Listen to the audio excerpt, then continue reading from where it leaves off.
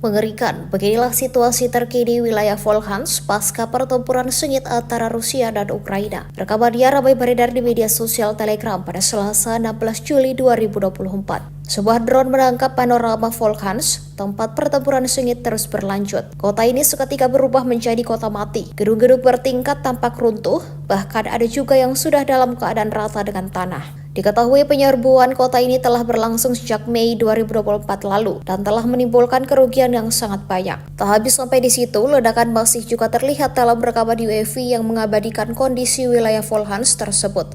Beredarnya video ini menuai beragam komentar dari warganet.